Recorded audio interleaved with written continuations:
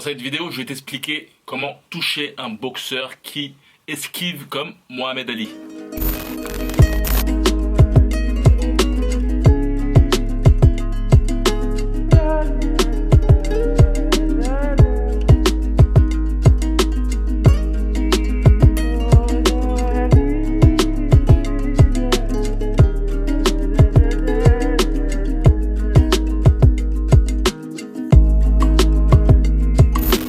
Salut à toi, c'est Chinois. Aujourd'hui, vidéo où je vais t'expliquer une petite astuce pour frapper efficacement un adversaire qui bouge comme Mohamed Ali. Cette vidéo a pour but de donner une technique simple et efficace qui te permettra en fait d'éviter de t'épuiser lorsque tu envoies des coups sur ton adversaire. D'ailleurs, on peut voir sur internet des multiples vidéos où de Mohamed Ali, surtout très efficace dans ses esquives, et on a même l'impression, lorsque son adversaire envoie les coups, on a l'impression qu'il fait exprès de ne pas le toucher.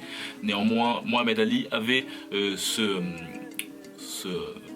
talent en fait déjà au niveau de son mouvement, mais surtout aussi à sa capacité à prendre le tempo de son adversaire. Je dis dans d'autres vidéos à chaque fois que de savoir le rythme de ton adversaire te permet en fait d'esquiver les coups parfaitement en te collant au tempo. Il y a un boxeur que je pense j'ai parlé de lui des milliers de fois, c'est Emmanuel Augustus, qui est aussi un roi du tempo, qui se colle parfaitement au tempo de ses adversaires. Avant de commencer cette vidéo, n'hésite pas à t'abonner à la chaîne Recans, n'hésite pas à aller dans la description à plusieurs liens qui te permettront d'avoir du contenu exclusif dans ta boîte mail.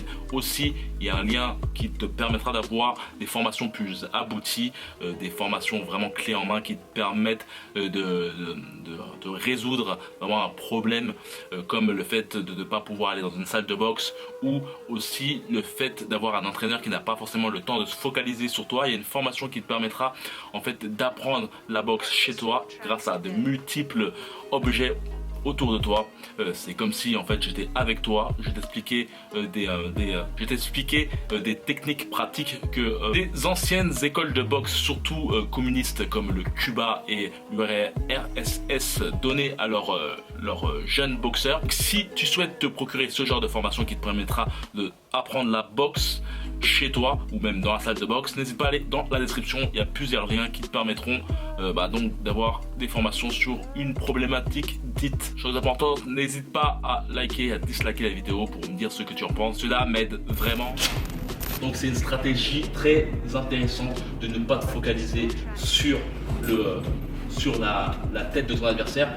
Une chose très intéressante en fait que j'essaye, c'est lorsque je vois un adversaire qui est trop mouvant, qui est même à la même taille que moi, c'est vraiment de viser même les épaules, même les trapèzes à ce niveau-là. Quand ton adversaire est comme ça et que toi tu épuises en l'air de lui, de viser tout ce qui est trapèze. Les uppercuts passent très bien. Tac, tac, tac, les uppercuts passent dans tous les cas. Les uppercuts, à place de toucher la tête, tu peux le mettre à ce niveau-là. Si ton adversaire est comme ça passera certainement au niveau de son menton. Mais vraiment viser cette partie-là. Cette partie-là. Et aussi un conseil, dès l'entame du combat, n'hésite pas à frapper directement au niveau du thorax, pas forcément à la tête.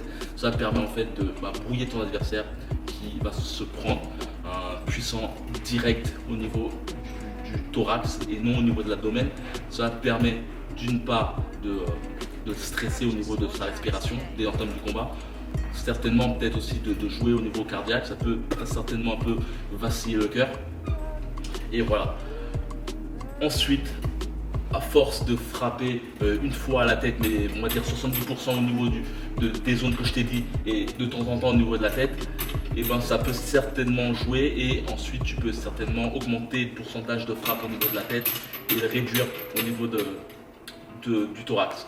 C'est une stratégie très intéressante.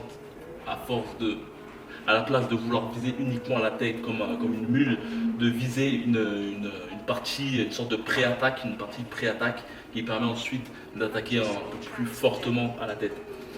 Après, il y a des phases que des boxeurs comme Floyd Mayweather adorent, c'est de frapper au niveau du plexus solaire dès l'entame du combat face à des adversaires comme je pense bien qu'il avait fait face à Juan Manuel Marquez. C'est de frapper au niveau du thorax. Ça te permet en fait de toucher son adversaire sans forcément se faire toucher, car je joue un peu à chat, tac. Ça permet aussi de perturber son adversaire qui à force de toucher au niveau du thorax va forcément plus penser à défendre sa tête. Ce qui est intéressant aussi, c'est de frapper la gorge, c'est-à-dire frapper à ces niveaux-là, au niveau de la gorge, avec des overhands. Tu connais les overhands, j'avais fait une vidéo sur ça, n'hésite pas à regarder le lien. Les overhands, c'est les coups c'est des coups désespérés mais super puissants et super dangereux à faire pour toi et pour ton adversaire, car ça te met à découvert, mais c'est super dangereux face à l'adversaire. Donc les overhands, pas forcément envoyer à la verticale, mais envoyer un peu en biais, c'est-à-dire envoyer à ce niveau-là comme ça, au niveau du cou. Tu peux faire ce genre de coup avec les deux points.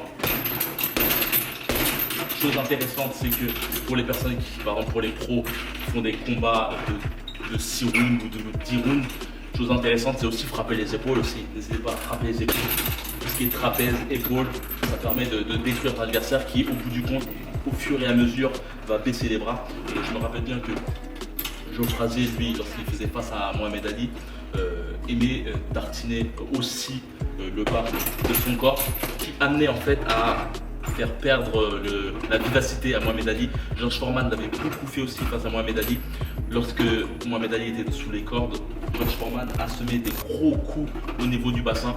Il faut savoir que je pense bien que ça avait même causé des dommages au niveau de la rate ou autre. Ça avait, en tout cas, ça l'avait cassé par la suite. C'est vraiment ce combat qui l'a cassé sur la suite de sa carrière. Si tu as eu l'occasion de voir des entraînements de George Foreman, tu peux voir que ce mec en fait écrabouillait son sac de frappe avec ses poings. Alors n'imagine pas le corps de Mohamed Ali. One of the more prodigious sights I've had in my life. It seems to me that of all the people I've seen hitting heavy bags, including Sonny Liston, no one ever hit it the way. C'est à toi de jauger, mais il est inutile de vouloir forcément toucher la tête à tout prix. D'autres zones intéressantes de frappe. Donc voilà, n'hésite pas à me dire ce que tu en penses. Et comme d'habitude, n'hésite pas à liker la vidéo, à disliker si tu aimes ou si tu n'aimes pas. C'est important pour moi, ça me permet d'avoir du feedback et ça permet de monter nos vidéos sur YouTube. N'hésite pas à aller dans la description, comme je t'ai dit, il y a plusieurs liens, surtout pour des formations clés en main, des formations avec plusieurs modules, plusieurs chapitres qui te permettront de résoudre un problème, surtout le fait de ne pas forcément avoir une salle de boxe à proximité, de ne pas forcément avoir des entraîneurs. Et aussi certains d'entre vous me disent qu'ils ont des entraîneurs mais ils sont pas forcément focalisés sur eux, ce qui est normal car bien souvent dans une salle de boxe on est nombreux, donc un entraîneur ne peut pas se focaliser sur nous. Donc voilà, si tu souhaites avoir ce genre de formation clé en main, n'hésite pas à aller dans la description. Il y aura plus d'informations qui te permettront de savoir à quoi servent ces formations. Donc comme d'habitude, que la boxe est avec toi. No, he's not that fast, I'm telling you. Joe Frazier don't fight like this. Yes, he does. Now he does. His way to fight. This is Joe Frazier fighting me. Punches around, see? This is Joe Frazier. He's trying to duck him. What he's doing, he's catching him, see? And a real boxer, this is nothing but a target for a man who can stay on his toes, who can stick him. Stay off of range when he don't want to punch. When he's ready to punch, move in. Stick. That's what you do a man like Joe Frazier. Back off of him. Just keep boxing. Now, there's nowhere in the world for a man that don't have no footwork to catch me. You're even a welterweight. But keep your camera moving because I'm kind of fast. Keep your camera moving. Lightweight's not this fast. Plus, I'm talking to him. I'm making him frustrated. Come on, Sean.